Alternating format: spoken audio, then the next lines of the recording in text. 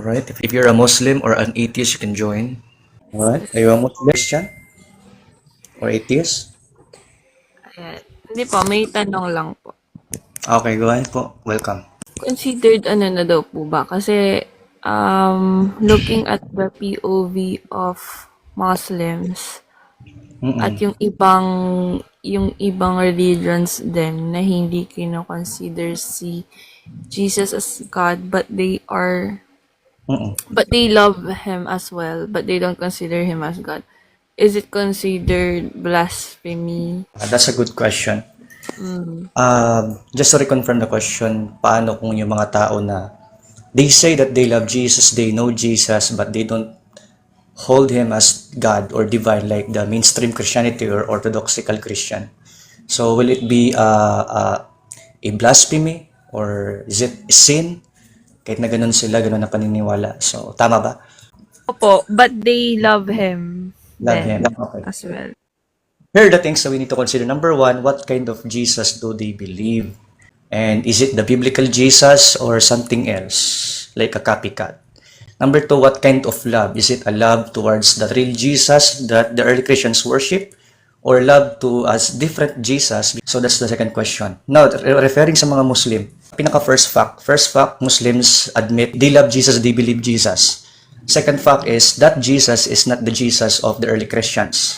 And number three fact is the love that they're saying is not the love that the Christians applied or did or fulfilled during the first century. Sa Islam naman, ang love nila is naka-refer sa isang Jesus na hindi Diyos. Love daw nila as a part of the characters of the prophets daw. As a Muslim daw. Mahal daw nila si Jesus as a Muslim. But walang evidence kung sino yung Jesus na nire-refer nila. What is the historical fact behind it? Kasi pwedeng ganito, I can say that I love Jesus. I can say that I believe in Jesus, but that's not necessarily what we are talking about or what the Jesus that we are trying to refer to. So ang question dito, mali ba yun? Ang sagot ng mga Kristiyano is yun ay paniniwala nila, which is hindi siya related doon sa Jesus na talagang pang first century. It's just a part of their, let us say, takiya, or it's just part of their dawa. Just to make Jesus beautiful in the eyes of those people na innocent regarding Islam. Kumbaga, bait siya para ang tao is mag-isip, may Jesus pala kayo dyan. So, goods din pala kayo. So, it's just part of their dawa to attract people. But the reality is, tama ba sinasabi nila? Ang mga ka-judge noon is mga Kristiyano, is mali sila. Mali yung way ng kanilang love at mali yung way ng kanilang Jesus. Hindi yun ang Jesus na pinaniniwalaan ng mga Christian. Kasi, eto pa, kung mahal nila si Jesus, dapat ang mamahalin nilang Jesus ay yung Jesus na na-crucify. Pangalawa, yung Jesus na sinamba ng mga early Christians. Yung Jesus Christ mismo of Nazareth, yung dapat. Hindi yung Jesus ng isang 7th century book na hindi alam kung sinong nanay at tatay at saan nakatira. At hindi alam kung ano yung mga disciples siya, sino mga pangalan ng disciples, basta't kinopya lang ang salitang Jesus daw, na puro narrations lang, walang historical point of view. Unlike pag binasa natin ng Bible, makikita mo, may historical point of view ang pagkabanggit sa life ni Jesus. Like, pumunta sa Jerusalem, pinanganak sa Bethlehem, pumunta sa lalawigan ng Galilea, Samaria, at kung saan pang lugar, na parang historical point of view ang pinipresent. Unlike sa Islam, walang mga ganong klaseng details, kundi sinabi lang na siya ay Muslim. It's just someone is narrating, claiming that he was a Muslim, but there is no point of view regarding the historicity or the historical point of view. So, hindi mo alam kung sinong Jesus na sinasabi nila. So, therefore, ang judgment ng Christians is, una pa, sinungaling yun, is just a propaganda to attract or lie to people. At hindi yun na totoong Jesus, maling Jesus yun, therefore, sila ay nagkakasala sa totoong Jesus. Kung ako ang totoong Jesus na sa langit ako, for example, tapos merong isang tao na mangangaral ng Jesus din, na hindi naman ako, siyempre, ang mafe-feel ko as God, iisipin ko, sinungaling tong tao na to, hindi akong tinuturo mo, ibang Jesus yan. So, kung nag-exist si Jesus ng first century, malamang mafe-feel niya, nagsisinungaling itong mga Muslim. And they're lying against God. If I were Jesus himself, ang mafe-feel ko, these Muslims are liars, they are deceiving people, and they don't know me, or they don't know Jesus, the actual Jesus. Kaya pag narinig ninyo mga Muslim na mga ngaral, we love Jesus, that's not the Jesus of the Bible. Pangalawa, you don't know what love means. Loving Christ is to follow His commandments according to John. And believing in Him, trusting in Him as the Son of God, Savior, Lord, and Teacher, Master, High Priest, and all other titles mentioned in the Bible. Ganun dapat ang love, pagsunod sa Kanya. And love your enemy. Unlike kay Muhammad, hindi naman niya love ang enemy niya. So he was not loving Jesus. He was not following the command of Jesus. Ang sinabi ni Jesus, if you look to a woman with lust on her, you are committing adultery. Si Muhammad, pag nakakita siya ng isang babae, magkakaroon agad siya ng sexual desire at pupunta agad siya sa asawa niya at hihingi siya ng sexual intercourse. Ang pinakamasaklap na ginawa ni Muhammad ay meron siyang slave. Meron siyang slave. Ang pangalan ay si Mary the Cook. Si Mary the Cook ay kanyang binengbang. Sorry for the word, but I need to use it because that's Islam. Binengbang niya si Mary the Cook sa mismong bahay ng kanyang asawa na si Hafsa. Hindi siya nagpaalam kay Hafsa. Saan yan? Sa chapter 66 verse 1 ng Quran. At yan ay nasa tafsir ni Al-Jalalain. Paliwanag ni Al-Jalalain sa verse that's referring to Mary the Cook. Nakalagay sa hadith na hindi natuwa si Hafsa at si Aisha doon. Nung nalaman ni Hafsa na dinala ni Muhammad si Mary the Cook na slave niya, na babae, doon sa mismong kwarto ni Hafsa, nagalit si Hafsa at nagalit din si Aisha. Pero para mawala ang galit, ang sabi ni Muhammad, no, okay lang yan. Yan ay verse na pinadala sa akin ng aking Diyos. Yan ay sa chapter 66 verse 1 na okay lang yun, pwede yun sa akin. So walang nagawa yung dalawang offended na babae na walang permission sa kanilang ginawang kalokohan ni Muhammad. So the question is, ganito ba ang isang tao na magmamahal kay Jesus? Na magkiklaim na siya ang reference ni Jesus, pero sa kanyang buhay ay napakalabo? Hindi ginawa ng mga apostol yun yung ganong klaseng gawain Pero si Muhammad, may mga action si Muhammad na magpo-prove na hindi talaga niya mahal ang Jesus ng Bible. For example, sabi ni Jesus Christ sa Matthew chapter 5, love your enemy. Pray for those who persecute you and who attack you. Si Muhammad, ang sabi niya, fight those who do not believe in Allah. Chapter 9 verse 29 ng Quran. Chapter 9 verse 29. Are you still hearing me, sister? Sorry kung medyo mahaba sagot ko Sorry kung medyo mahabang sagot ko, but I need to articulate and educate the people of the Philippines and all people around the globe. They need to know this. Lies should be dismantled. Especially, the producer of lie is Islam. Sa Surah chapter 9 verse 29 ng Quran, sabi dito, qatilul ladina la yu'minuna billahi wa ma bi akhiri wa la yuharimun maharamullahu wa rasulahu wa yadinun dinnal haqqi minal ladina autul kitab. Ano ibig sabihin? Fight those who do not believe in Allah or in the last day from among those who believe in the scriptures, the Jews and the Christians. Ibig sabihin, fight those Jews and the Christians who do not believe in Allah nor in the last day.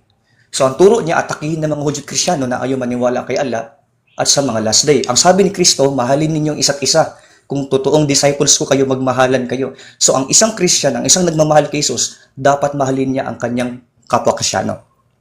Pero ito'y taliwas sa ginawa ni Muhammad. Ang turo ni Muhammad, Surah chapter 5 verse 51. Ito sabi ni Muhammad pa. Dito din sa chapter 5 ng Quran, verse 51, ito malala to. Medyo very offensive to sa mga Kristiyano, turo na to Ito, pakinggan mo, pakinggan nyo to. Ito'y makikita sa chapter 5 verse 51 ng Quran. Sabi, ya ayyuhalladhina amanu la tattakhidul Yahud wa Nasara awliya'a ba'aduhum awliya'u ba'adin. So ang ibig sabihin, O you who believe, do not take the Jews and the Christians as friends. Huwag niyo silang kaibiganin, ang mga Hudyot Christians o mga Yahud Jews wa Nasara Christians. Do not make them as friends.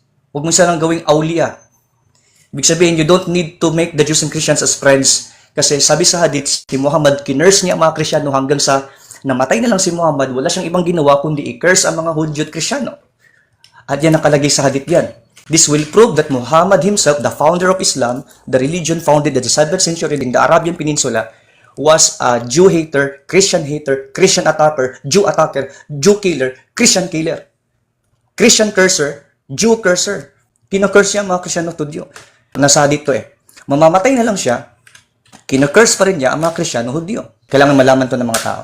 Kasi Muslims are lying, they don't want to show this. which ako lang, kagaya ko lang mag-expose. At none of them can debate me. They fear to debate me.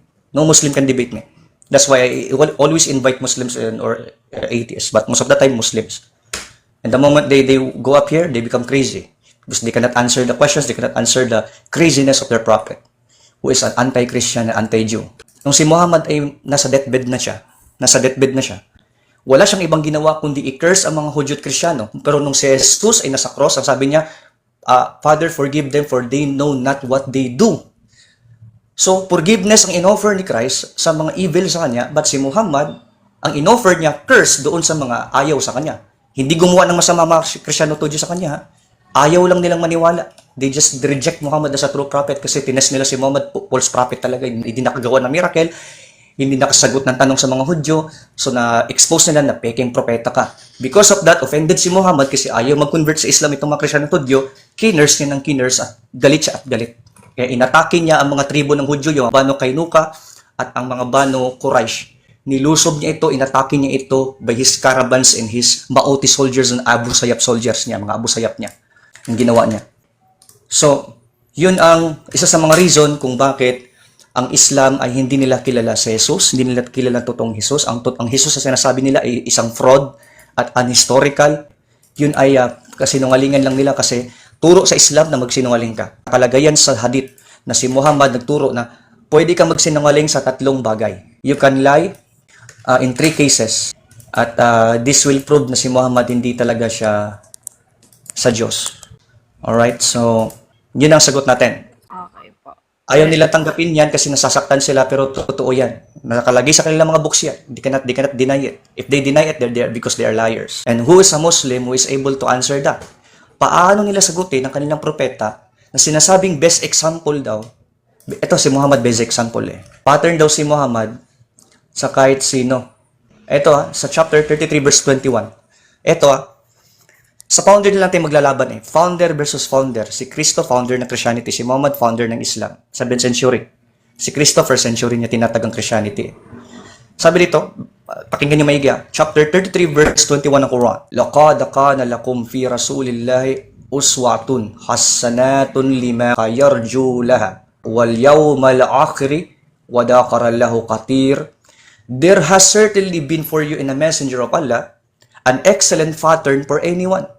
So, excellent pattern daw siya for anyone, yet panay pamumugot ng ulo, inutusan niya ang kanyang kamuslim na pumugot ng ulo ng isang ayaw maniwala sa kanya at kunin yung ari-arian, kinurse ng mga Kristiyano at Hudyo, nakipagbingbangan sa 9 years old, binaimbang niya ang slave na walang paalam sa kanyang mga asawa at 2 asawa, nagselos ang kanyang asawa dahil mga babae pumupunta sa kanya, si Aisha, napansin ni Aisha na nagsiselos na si Aisha sa kanya.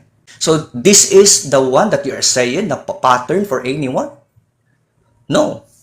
Hindi pwedeng pattern to. Ito, sister, itong challenge ko sa kanila eh. Kung si Muhammad pattern at tama itong sura na ito, hindi sinungaling to, hindi satanic na talata to, hindi joke to, then, kapattern-pattern ba yung ginawa niya na ibengbang ang slave na walang paalam sa asawa? Kapattern-pattern ba yun for anyone? That's the question eh. Pag sinabi nilang yes, what kind of pattern is that? Na gumawa ka ng kalokohan na wala kang paalam. Doon sa 2 mong asawa. 2 asawa, kahit isang asawa lang eh. Gagawa ka ng kalokohan. Hindi ka magpapaalam, mahuhuli ka ngayon. Gagamit ka ng talata para lang ma-justify mo. Ganon ba? Pag sinabi naman nilang no, sa mga katwid si Muhammad ay merong mga actions na taliwas doon sa claim na siya daw ay pattern for anyone. So, incoherent ang Islam, inconsistent ang Islam, sinungaling ang Islam in terms of the claim kung sino si Muhammad. That's it. So, we can see the difference. Sa Christianity, talagang we need to follow Christ. Sabi niya na without me, you can do nothing. So, tama lang na i-follow si Christ kasi walang ginawang kalokohan si Christ. Siya ay perfect, siya ay holy, I am the way, the truth, and the life. At siya ang resurrection and the life. Siya ang holy, siya ay perfect, siya ay sinless. At dapat lang siyang maging pattern sa sino man. Unlike dito sa kanila sinasabing propeta, evil, terroristic, attacker, na parang mga Maoti, ISIS, Abu Sayyaf, at sino pa dyan, Hamas, at ibang mga terrorist group na Islam ang reliyon, Sunni pa, no? Hindi pwedeng maging pattern to. Sa iyo, sis, bigyan kita ng tanong. Sa tingin mo, magiging pattern ba yung ganon? Para sa iyo, magiging pattern ba? O ikaw tatanungin. Paano pong pattern na ano po? Pattern of living, pattern of morality, pattern of example of actions. Si Muhammad, para sa'yo, masasabi mo kaya na siya ay pattern for mankind, pattern for youth, pattern for toddlers, pattern for children, pattern for elementary school, college students, parents? Do you think maging pattern siya sa mga ganung society?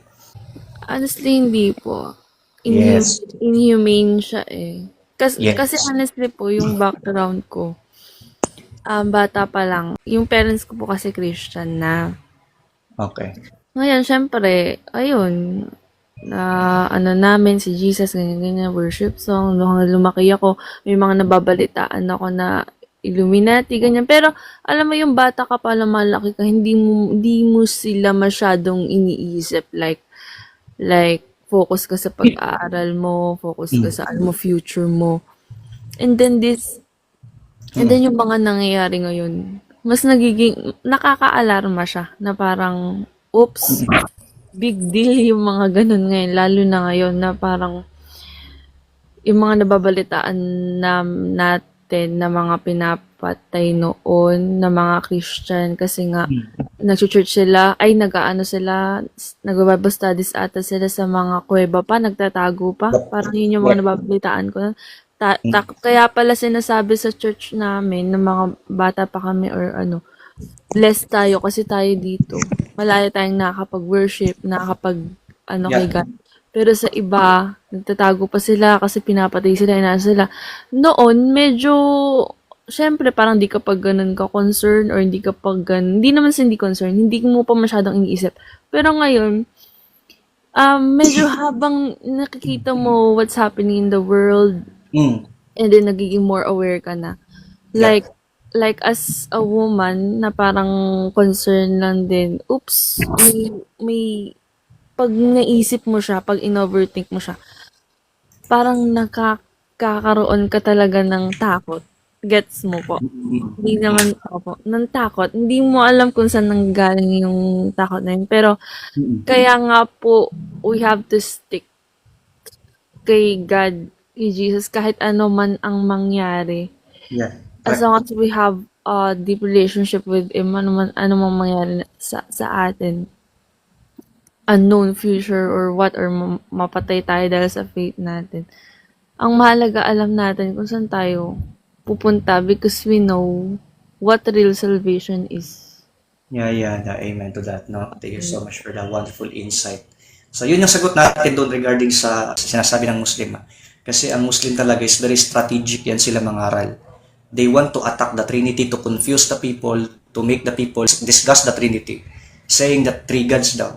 At anong klaseng gods? Tatlo. Kahit hindi naman tatlong Diyos, just a misinterpretation lang, yung strawman fallacy pa, para lang attack ng tao. They cannot preach their own religion without attacking Christianity. While we Christians, when we preach the gospel, we are focused on the gospel only, focus on the love, Christ, death, resurrection. Pero kung ako mangaral, no, at Muslim ang audience ko, I will destroy Islam first, I will dismantle that evil cult, and will preach the gospel. Because Muslims are, enculturated with the garbages of Muhammad and Islam, and the evil of Islam is filling their minds. Kaya wasakin ko muna yon, tapos ipapasok ko na yung Christianity sa kanila.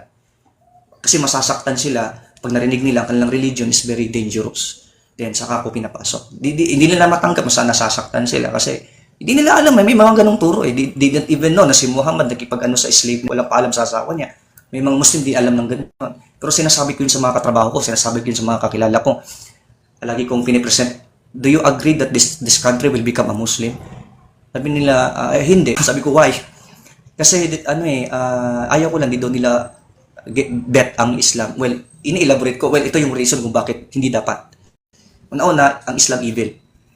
Evil in terms of doctrine.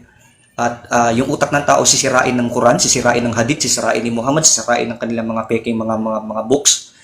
At magiging terroristic ang lugar, magiging evil ang lugar, maraming maraming polygamy ang lugar, mawawala ang human rights. So hindi pwedeng maging Islamic country ang Pilipinas, and we need to fight for our country and destroy the national threat which is Islam. Islam is a natural threat. Ang Islam ay national threat siya. It will destroy the law. It will change the law into the Quranic law. Gagawin nilang batas ng Quran ang konstitusyon ng Pilipinas. Tatanggalin yan kasi pang Christian daw yan, pang kufar daw yan, pang unbeliever daw yan para sa kanila. Kailangan baguhin yan ng hadith, baguhin yan ng Quran, baguhin yan ng utak ni Muhammad. So anong klaseng batas? Magiging ganito. Ayon sa batas, bawal ang bigamy pag-aasawa ng marami. Nasa Family Revised Penal Code yan. Pero babaguhin yan ng Islam pag silang naghari. Papalitan nila ng chapter 4 verse 3 ng Quran kung saan mag-asawa ka ng marami. Yung utak mo nakafocus sa tatlong organ ng babae o 4 na organ ng babae ang nakapokus ang utak mo. Hindi ka nakafocus sa isang babae lamang, which is yun ang flesh mo mismo yun. Sa kanila, parausan lang mga babae, kaya isa, walang problema, another one, another one, another one. Which is, hindi sinunod ni Muhammad sapagkat si Muhammad ay may 11 wives. So, hindi niya sinunod ng Quran sa chapter 4 verse 3 na hanggang 4 lang, hindi niya sinunod ng asawa ng 11. Plus, may mga kabit-kabit pa, may mga concubine pa. So, hindi pwede yung ganong pattern ng morality sa education system ng Pilipinas. Hindi pwede ituro yun sa DepEd. Hindi pwede ituro ang Quran sa DepEd. Hindi pwede basura yan. Yan. Sasang-ayon ba tayo na ang educational system ng Pilipinas, yung Department of Education, papalitan ng mga Quran verse, mga evil Quran verse, mga katarantaduhan ng mga verse, fight those who not believe in Allah, do not make the Jews and Christians as friends. Siyempre, di tayo papayag ng ganun. Kaya nga, doon sa ating currency, no, may nakalagay doon sa Psalms, na blessed is the nation whose God is the Lord. Verse ng Bible ang ginagamit sa ating currency. Hindi kailanman naglagay sa ating pera ng verse ng Quran. Ano ilalagay nila doon? Kalokohan, fight those who don't believe in Allah. Ganun ba ilagay nila sa pera? So this book, which is the Quran, is evil, garbage, satanic, cultic book, and cannot be used in the educational system. Hindi pwede. Makukurap ang utak ng tao. So that's the reason why ako ay critic ako ng Islam. Not just only critic, but a polemic. I destroy Islam in 1 second and I destroy Islam in a single attack. If they attack Christianity, mas marami kong ma-attack sa Islam. And trust me, Muslims will be offended and Muslims will be open. Kasi may mga Muslim na open-minded, may mga Muslim na fanatic. May mga mabubuksan ng puso na hindi na namin sasabihin kung sino-sino sila kasi delikado sila. Pag umalis sa Islam, sabi ng hadith, kill those who change their religion. Ang sino man maaalis sa Islam ay patayin, habulin ninyo. So, nakalagay yun sa hadith at nasa Sharia law nila yon. Kaya hindi natin ini-expose kung sino yung mga ex-Muslim. Dapat sekreto lang yan kasi hahabulin nila yun eh. Delikado sila eh. Kaya sinisikret lang namin yung mga nagko-convert sa Christianity from Islam at naging ex-Muslim na sila. We don't reveal their names, we don't reveal their faces because you know Islam is an evil cult, killing the Jews, killing the homosexuals, killing the atheists, killing the Jews, killing the Christians, and killing all kinds of people na ayaw sa kanilang kulto. That's the first century Islam. Ang Islam ngayon ay medyo nahaluan na ng Christian value. Pero yung Islam noon sa panahon ni Muhammad ay very evil. To the point na mismong mga Muslim na mga Sunni ang pumatay sa pamilya ni Muhammad. Sila ang pumatay sa apo ni Muhammad, ni sa Al-Hussein, sila Fatima, na buntis mismo. Sila ang pumatay, mga follower ni Muhammad na pumatay. Imaginin mo yan sarili mong tagasunod, sarili mong membro ng kulto mong tinatag, ang mismong papatay sa iyong pamilya. Walang ganyang ginawa ang mga apostol na pumatay sila ng mga Kristiyanong pamilya sapagkat hindi nagkakasundo-sundo. Walang ganun. Lahat ng Christian community during the 1st, 2nd, 3rd, 4th century, lahat sila ay nagkakaroon ng unity and love towards each other. Nagbibigayan sila, pinapakain nila yung mga walang makain Kristiyano, tinutulungan nila sa mga persecution, tinatago nila, pinaprotektahan nila. Pero ang Islam, taliwas sa ating mababasa sa history, very violent, very evil. At sabi mismo ni Muhammad, ang sino mang hindi aatin sa prayer, sunugin ninyo. Walang turo si Kristo na ganun. Pero si Muhammad, meron siyang sinabi sa hadith na ang sino man hindi aatin sa Jamu'ah prayer, sunugin ninyo sila, pati bahay nila. Imaginin mo yan. Anong klaseng turo yan? Kaya yun yung reason kung bakit I don't hate Muslims, because they are a victim of falsehood. But I hate the evil religion of that kind because it will destroy the community and the society. Kaya, ang focus ko is to debunk Islam, give answers to the lies, and dismantle all the stupid arguments against Christianity. And if you watch my videos sa Facebook or the Credence, doon mo makikita kung paano nagmumukha silang mga jokers, nagmumukha silang mga clowns in explaining their own cult. They cannot defend Muhammad. Whereas sa atin, di ba? We can defend Jesus in all cost. Kahit ano pang argument diyan, no? Kahit ano pang argument, kaya natin i-defend si Christ kasi napakabuti ni Christ, napaka-perfect, walang masabi, walang maipintas. Pero sa kanila, the moment you attack Muhammad, they will attack, they will threaten you. Ako, tinret na ako ng mga Muslim. And in fact, pinareport na ako kay Robin Padilla, hanapin daw ako, pero wala naman silang nagawa sa akin. And even I go to mosque. Ako mismo ay lumulusob sa mosque, despite na may banta ako. And we debate, mismong sheikh at mismong ustad doon, mga Islam teachers nila ang dinidebate namin. If we don't fear, because we know that our faith is true, and we will not fear anybody except God. And because we have the truth, no, we will continue to expose this lie and this evil religion Islam and preach the gospel para ang mga tao ay hindi maanib dyan at mapunta sila sa Christianity. Yun ang sinasabi ko, may mga trabaho ako, mga kaibigan, lagi kong inaano yan, lagi kong tinatapik yan. At sinasabi pa nga nila na, oh, ganyan palang turo ng Islam. Yes, exactly, ganyan ang turo. So, I wish na hindi ka mag-Muslim, paniwalaan mo si Kristo ng Biblia, si Jesus Christ. Hindi po. Yun, no? Alright, yun lang sis. Maybe you have any other question? Thank you so much sa insight mo kanina. Opo, thank you din po sa nasabi niyo. Kasi may nakausap lang din po ako na parang Na ano daw, hindi din talaga ako umagri sa kanya. Na parang, pero, inunawa ko yung side niya. Pero hindi ako Muslim? a-agree doon. Muslim yan? Hindi ako a-agree doon sa sinabi niya. Na parang ano daw po, Na? na ang thought niya is anyone na kahit hindi Diyos ang turing kay Christ, basta naniniwala sa cross, sa ginawa niya doon sa is saved daw.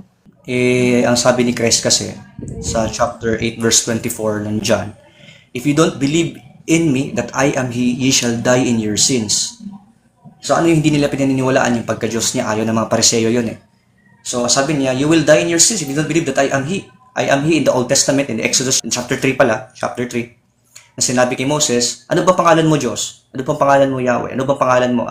I am that I am. Sabihin mo sa mga Israelita na ako ay si ako. Sabi ni Christ, kung hindi kayo maniniwala na ako yung si ako, mamamatay kayo sa inyong mga kasalanan. So very clear na kapag intentional ang pag-reject mo sa pagka-Diyos ni Kristo, you will really face consequence ng sin. At talagang talagang condemnable yun. Kasi biro mo pagka-Diyos niya ang ayaw mo, gagawin mo siyang tao. For what? So yun ang problema. Condemnable talaga yung doktrina na you are saying to be a Christian pero you reject the divinity of Christ. Automatic yun, madjudge ka doon. Automatic yun, meron kang sin sa Diyos. You have to believe that Jesus Christ somehow is divine, is God. Kasi yun ang pakilala niya sa sarili niya. I am from heaven, I came from heaven. I am the Son of Man, came from heaven, down to earth. Laging malinaw yun eh.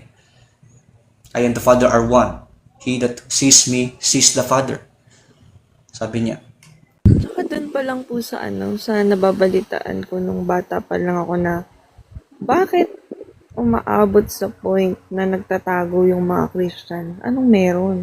Yun pala, merong relihiyon na ang target, mga Christians. Yeah.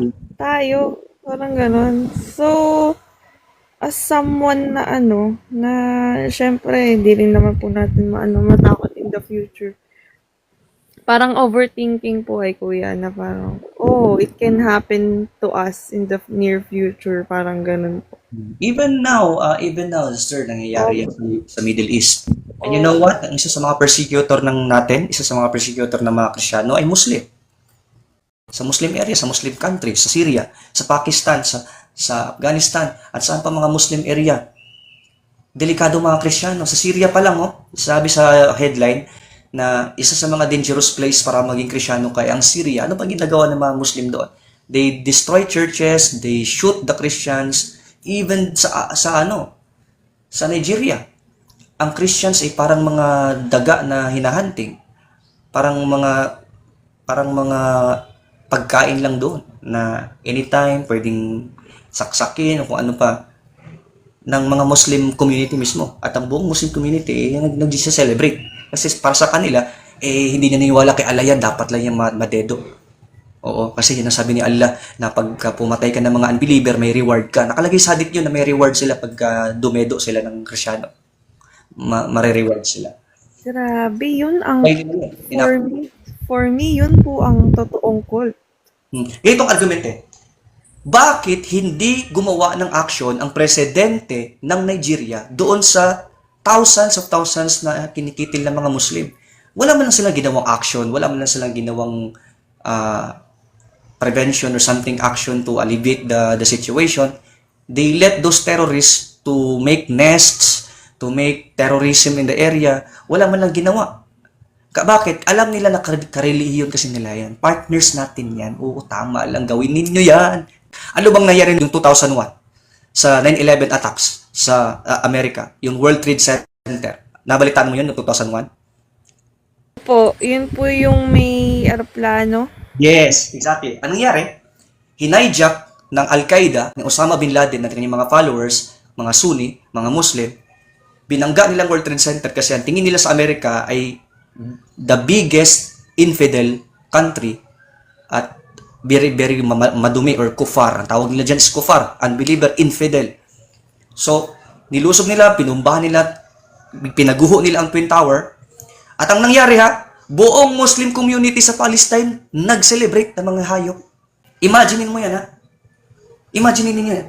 Anong klaseng community mag-celebrate sa kamatayan ng thousands ng mga Americans at ibang mga lahi, mga ibang nasyon? Pero kuya, may mga Christians din sa mga Middle East countries, di ba po? Yeah, but they are not totally free to express the gospel like this. Hindi, kasi bawal nga may restrictions even sa Saudi Arabia may restrictions. You cannot preach the Bible publicly. Di pwede, you are overraiding the religion in the area, which is Islam. Which is sa Islam, bawal talaga na maghari-harian ang religion mo kasi sila daw ang hari. Nakalagay naman yan sa Pact of Umar na mga Kristiyano dapat mababa lang. Pag kami ang mataas, mababa lang kayo. Wala kayong magagawa kung kami maghari-harian sa inyo. Dapat mag-submit kayo sa amin para mabuhay kayo, magbigay kayo ng tax, magbayad kayo ng jizya. Jizya ang tawag nila sa tax para hindi kayo mapugutan. Yun ang ginawa nila nung nasakop nila ang Jerusalem, nung nasakop nila ang Byzantine. Ang ginawa nila sa mga madre, pinag-gigrape nila. Pinagpupugutan nila ng mga ulo ng mga ayaw mag-convert sa Islam. Pinabayad nila ng jizya para ma-survive, para lang manatili daw ang Krisyano. Sige, di naman kayo hahantingin, sige. Pero magbayad kayo ng tax sa amin. Pag hindi kayo magbayad ng tax, we will go against you, we will destroy you.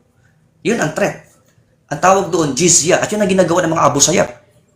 Kapag ka sila nangidnap ng mga foreigners, nangidnap ng mga local sa Mindanao, pinagbabayad ng jizya, pag di makabayad, yariin. Hihingi ng ransom doon sa hostage. Pag hindi magbigay, yayariin. Pinugutan ng mga foreigners mismo, pinupugutan ng ulo. They apply the Quran. Ang ginagamit nila, Surah chapter 9:29. Kaya nila ginagawa yung mga katarantaduhan na yun kasi nakalagay daw sa Quran.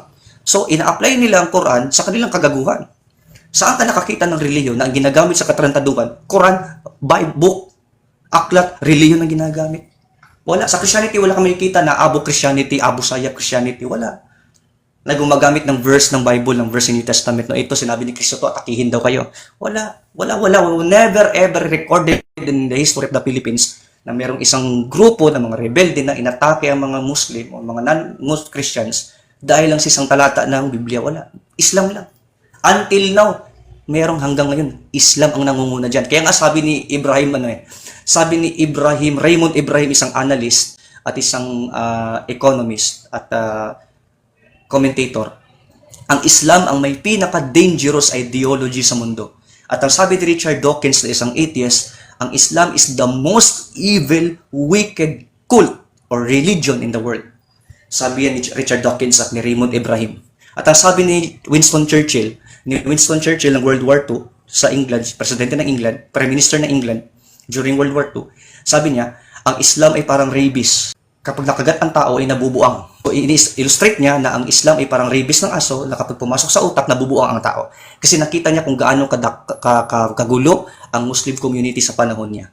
At sinusuportahan nila si Hitler at nag-a-apply ang kanilang mga sundalo kay Hitler at nakipagkasundo pa sa Sunni na Sheikh si Hitler. Nakipagkasundo si Hitler sa isang Muslim na Sunni na isang Sheikh. Oo. Yun ang nangyari. So even Muslims are participating in World War II, nagpa-participate doon sa villain mismo na evil na gustong maghari sa Europe. Sinuportahan. Even si Putin, ang mga sumuportang sundalo kay Putin during the earliest stages of war sa Ukraine, mga Muslim sa Chechnya. Mga Muslim ang kanyang kinonscript. Kumampi sa kanya mga Muslim. Mga Muslim sa Chechnya. Pero mo yan, lagi silang kampi sa katiwalian, kagaguhan, katarantaduhan. Sumaside sila sa evil. Tapos magse-celebrate sila pag may nawasak, mga Kristiyano. Imagine niyo yan. Part lang po sa akin na parang nasa sad na dito sa mundong to parang na-divide tayo ng religion. Yeah, because you know what? Satan is working. Satan is doing his job to deceive millions of people, dividing us, turning us away from God. At meron siyang mga religion na ginagamit na lalong ma-turn away talaga ang tao. At yun na nga, Islam is one of the tools of Satan. Ang Islam at yung ibang mga religion na anti-divinity of Christ at anti-Trinity. Ginagamit din yun. Pero yung ibang religion, hindi naman kasing violent ng Islam eh. Ang Islam lang natatanging violent religion among others. Ang Buddhism, hindi naman naniwala sa pagka-Diyos ni Kristo, pero at least hindi sila threat sa individual lives. Ang Islam lamang ang kung saan mapadpad itong reliyon na to, laging may away, laging may kaguluhan, laging may pagrebelde sa gobyerno, may separatism movement, at you know what, threats sa mga individuals. Katulad sa Indonesia, sa India, sa Japan, China, kung saan makarating itong kulto na to talagang delikado. Kasi ang producer talaga ng terorista, hindi naman tao eh. Ang producer ng terrorist ay Quran. Quran ang dahilan. Hindi lang nila sinusunod yan. Nakalagay naman sa Quran chapter 2 verse 216, 217 yan eh. Kahit ayaw pa ninyo, dapat gawin ninyo. Nakalagay doon eh. Ang jihad ay isang pakikipagbakbakan sa pangalan ni Allah. Although ayaw ninyo, pero dapat gawin ninyo. Yun ang sabi ng Quran. Biro mo, kahit ayaw ay pipilitin kang gustuhin mo. Ngayong end times na parang mas lalong nakikita natin yung deception ng kaaway eh. Yeah. Tsaka kung paano din siya kumikilos sa ibang tao, nakikita natin. Totoo yan. Nakakalungkot na nakakatakot na na kaya yung faith talaga natin is lalo nating Yun talaga sis, tayong dyan kasi una-una, talagang hinula na kasi yan eh, na talagang darating talagang panahon na mga Kristiyano uusigin, talagang ang Diablo gagawa ng kanyang pinaka-final plan, yung kanyang destructive plan, dahil talunan na siya, suicide plan na lang gagawin niya. Yan. So, wala siya ibang gagawin kundi talagang manghatak ng kaluluwa sa impyerno. At dami siyang gagawing mga ways. Isa na dyan yung religion, which is maraming religion na kanyang gagamitin. Na magkukos ng division sa tao, magkukos ng away-away sa pamilya, at magkukos ng threat sa mga tao, magkukos ng mga event na talagang violent, and because of a religion, nagkukos ng violence. So, yun talaga mangyayari. Ang ano na lang natin dito, tayo mga Kristiyano na nakakaalam sa katotohanan, we will be the one to stick and stand firm in the truth. We need to continue to spread the gospel, preach the gospel, kahit mahirap man, ang maaraw man, umuulan, may sakit man o wala, we still keep preaching the truth para ang tao mabago ang puso ng tao. Yun na naman ma-change ang heart. Thank you very much, Kuya. I'll go na rin po. Thank you so much sis sa time mo, sa precious time. Thank you so much for the question. I hope that you have question again. Welcome ka naman anytime. Apo. God bless. Take care. As concern kapatid lang din po sa pananampalataya. Gusto din po kasi ni Satan yung nagkakaganto tayo, nagkaaway-away or what. Kung provoking na yung sinasabi ng ibang tao, wag po tayo magpadala din sa kanila. Kasi yun din po yung gusto nila eh. Correct. Opo. Yun lang po. Sige po. Thank you po.